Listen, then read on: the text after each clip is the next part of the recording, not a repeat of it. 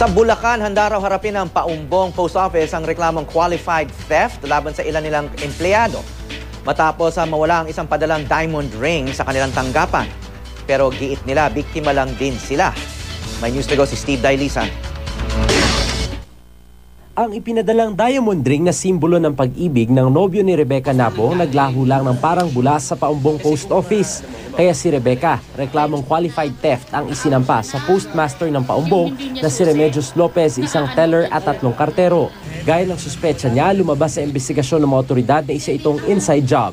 Hindi naman po niya sa amin pinakita na dito namin itatago o gano'n, isi-secure para alam niyo kung saan nakasecure. Hindi naman po. Sa ibabaw lang po ng table niya mismo namin iniwan din. Ang gusto ko na din makita kung sino yung dapat managot para naman di na rin nga po maulit sa iba.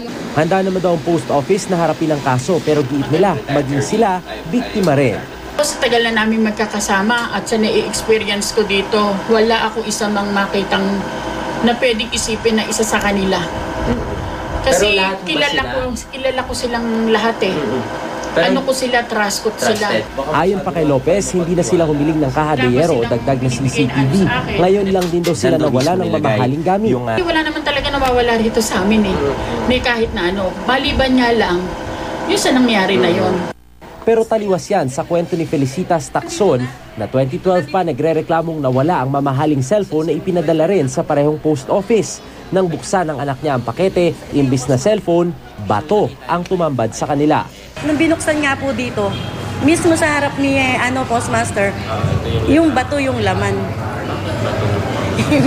Yun nga po yung pinagtaka namin. Hindi nila may paliwanag. Ang PhilPost na may sarili ring investigasyon, may suspect na raw sa pagkawala ng diamond ring.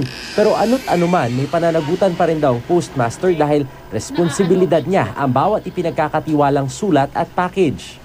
Pwede siyang i-relieve.